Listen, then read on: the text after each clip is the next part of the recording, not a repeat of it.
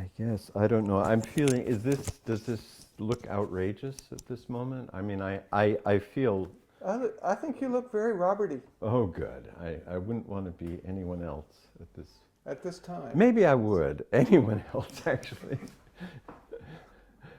Uh, Pick a name out of the hat. Look right into my lens. Turn your head that way a little bit. Oh, never mind. I forget that part. You're good. So, here we are, Here we are. after all these years. Mm-hmm. 40 exactly. Is it 40 years? Mm-hmm.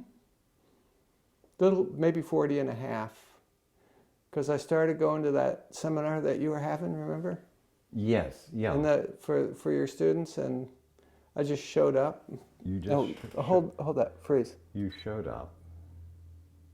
With my pictures? Yes. Let me get another one like that. Freeze.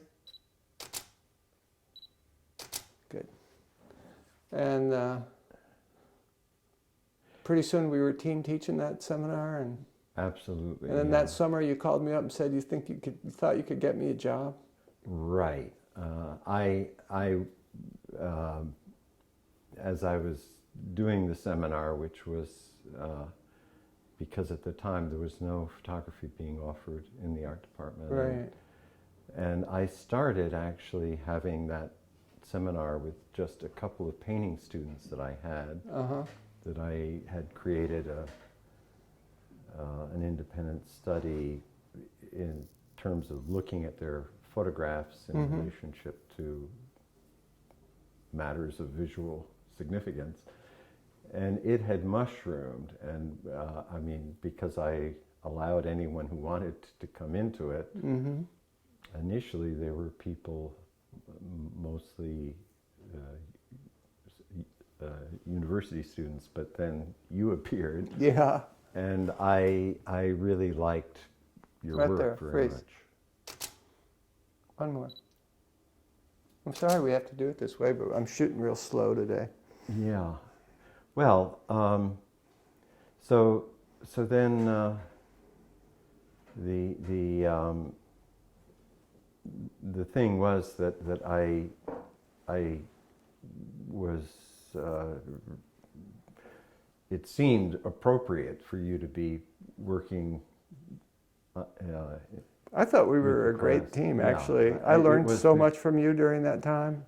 That was amazing. I learned an enormous amount about what I have done for 40 years in those sessions where we team taught. You taught me about edge relationships and all kinds of stuff that I've since loved working with as an artist. Well, it was an aspect of a visual matter that meant an enormous amount to me. I mean, edge relationships. And I saw your just intuitive involvement with that in your work, and it was something that I really wanted to advance with by that time, I think by the time you came, there were at least 20 people in that class. Yeah, I thought it was like 12. I was thinking 12, but I could see it might have been 20. Well, eventually, anyway, it became a sizable number. Yeah. And so in that sense, it was also wonderful to be working on it together. But then I talked the chair into you're having a position. And I really enjoyed everything that happened, and actually the whole photography program grew out of that. I had I think close to 100 people on waiting lists trying to get into those classes. Which then made it 3 years later. Then made it feasible. I mean, I worked my way out of the job. At the front end, I could never get the department to justify offering photography, and as a result of that, there was the justification, and as far as showing that there were a lot of people who wanted to be taking it. And the guy they hired to replace me ended up being the chairperson. Ultimately, yeah. Yeah. Yeah. So I guess photography did end up being important. I I got some weird comments from other faculty members along the way.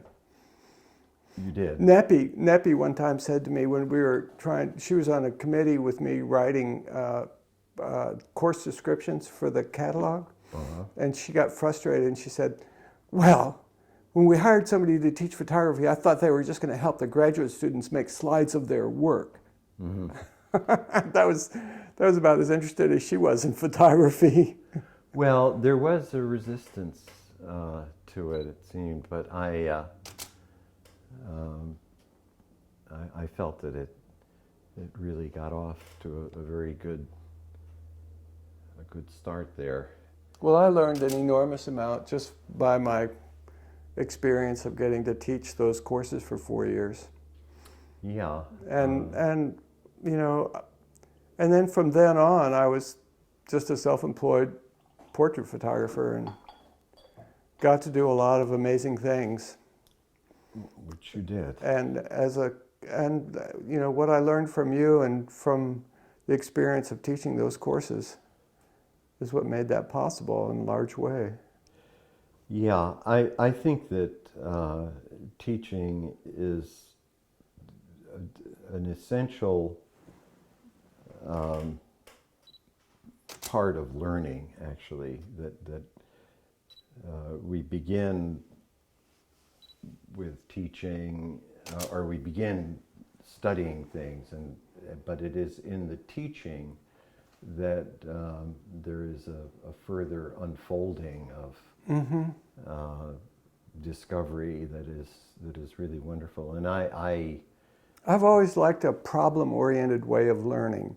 So there's a particular thing I want to do, so then I'll go out and learn whatever techniques or get whatever information I need to be able to do that particular thing. So instead of just some kind of broad-based, now you're going to learn about this, now you're going to learn about this, now you're going to learn about this. Instead, I tried to teach that way too. In the second term, I would always say, now you have to have a project that you're working on, and and when you develop that project through the needs of working a project, you'll find out what you actually want to learn about photography and art. Absolutely, yeah.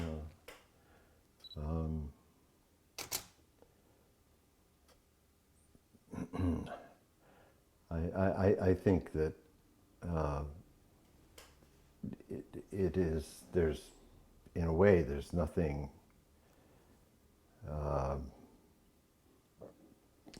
that separates art from everything else in this world, and that it is a matter of sincerely trying to find out something. I mean, that exactly it really involves that incredible curiosity, but it's curiosity mixed with energy.